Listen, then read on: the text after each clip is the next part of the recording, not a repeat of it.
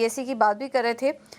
इसमें रुचित आप एक बार टाटा पावर देखिए, ये स्टॉक है 6% ऊपर आज आ चुका है। खबर भी है इसके पीछे, तो कंपनी ने तमिलनाडु में अपना एक सोलर सेल प्रोडक्शन शुरू किया है, सोलर प्लांट शुरू किया है, जो कि इंडिया का सबसे बड़ा अब तक का सोलर प्लांट बताया जा रहा है।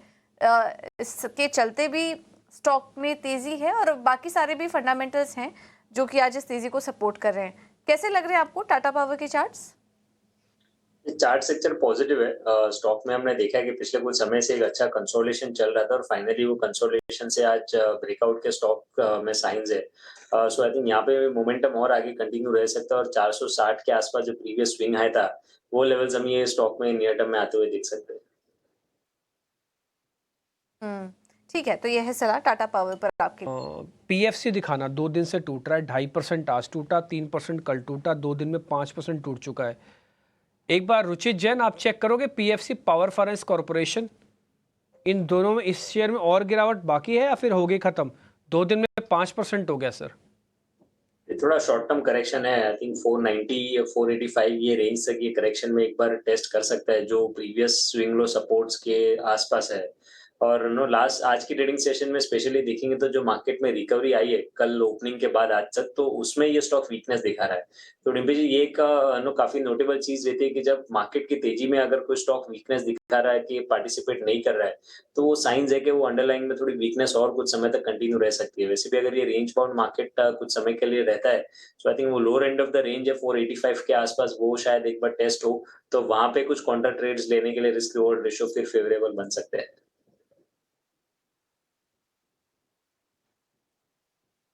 ठीक है, ये पीएफसी पे रिकमेंडेशन। आप देख रहे होंगे फार्मास्यूटिकल कंपनीज काफ़ी तेज़ी से चल रही हैं। असल में उसके पीछे खबर यूएस से कनेक्शंस की भी है। अमेरिका में जो बायो सिक्योरिटी एक्ट को मंजूरी से जो फार्मास्यूटिकल कंपनीज को बेनिफिट हो रहा है उसमें से इंडिया का नाम भी बहुत ऊपर है। तो वो सारी कंपनीज जो अमेरिका में अपना बिजनेस करती हैं या अमेरिका से उनका बड़ा बड़ा बिजनेस आता है वो सब के सब इम्पॉर्टेंट है। हालांकि ये पॉलिसी वाला मैटर है, इसको कई साल लगते हैं, कई महीने लगते हैं, लेकिन फौरी तौर पर खबर जब आती है कि चीन से जुड़ी हुई जो कंपनियां हैं उनको रोका जाएगा और नॉन चीन कंपनीज को शायद थोड़ा आगे बढ़ाया जाएगा, उसमें भारत का रोल कितना इंपॉर्टेंट है पूरी कहानी समझ लेते हैं, पूरी खबर समझ लेते हैं। मेरे साथ वरुण दुबे जुड़ रहे हैं। वरुण जी जरा बताइए पूरी खबर को। डेफिनेटली, तो जैसे कि आपने शुरू में ही कहा कि यूएस में ये जो बिल है बायोसिक्योर बिल, इसको पास कर दिया गया है और अच्छे थंपिंग मेजॉरिटी से पास किया गया है। 306 to 81 वोट्स जो है वो यहाँ पे पास किया गया है। उस मेजॉरिटी से इस बिल को अगर आप देखें तो यूएस के हाउस में पास किया गया है। हालांकि अभी भी और 2 अप्रूवल लगेंगे, जिसमें एक सेनेट का अप्रूवल लगेगा, फाइनल अप्रूवल, उसके बाद ये लॉ बनेगा। लेकिन हाँ, फिलहाल जो पहला स्टेप था इसके तरफ वो ले लिया गया है। और इस बिल के तहत अगर आप देखेंगे तो जितने भी यूएस की कंपनीज थी उनको कहीं ना कहीं प्रतिबद्ध किया गया है कि चाइनीज़ बायोटेक कंपनीज जो है उनके साथ आप काम नहीं करेंगे। बेसिकली अगर आप देखेंगे तो नेशनल सिक्योरिटी के चलते इस तरह का कदम जो है वो यूएस में उठाना पड़ा है।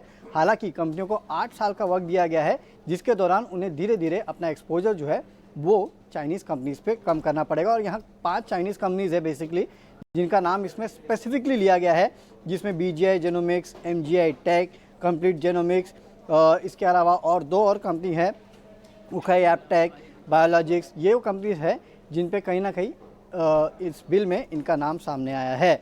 अब देखिए इसका इम्पैक्ट क्या है, क्योंकि ये जो कंपनीज है बेसिकली अगर आप देखेंगे तो यूएस की कंपनी से करीब 4-5 बिलियन डॉलर के आसपास का सालाना कामकाज जो है वो करती थी। तो इसके चलते दुनिया भर के बाजार में ये एक अपॉर्चुनिटी खुल जाती है और इसमें इंडियन कंपनीज जो है उनको भी फ़ायदा होगा, खासकर सीडीएमओ कंपनीज जो है उनको फ़ायदा होगा। हालांकि 2 से 3 साल का समय लगेगा कोई सिग्निफिकेंट इम्पैक्ट देखने के लिए, लेकिन हाँ शुरुआत इसकी हो सकती है और पॉजिटिव शुरुआत जो है वो होगी। और इसमें सबसे ज़्यादा फ़ायदा उन कंपनियों को होगा जिनका मैन्युफैक्चरिंग बेस इंडिया के बाहर है, खासकर यूरोप और यूएस में जिनका मैन्युफैक्चरिंग बेस है उनको सबसे ज़्यादा फ़ायदा होते हुए नजर आएगा। जैसे कि पिरामल फार्मा हो गया, जुबिलेंट फार्मोवा हो गया, डीवी, सिंजिन, ये तमाम वो कंपनीज है जिसको इसका फ़ायदा होगा। तो पहली शुरुआत तो हो चुकी है, बिल पास हो चुका है और 2 हर्डल्स बाकी है, वो भी जिस दिन पास हो जाएंगे उस दिन ये बहुत बड़ा गेम चेंजर हो सकता है इंडिया फार्मा कंपनीज के लिए।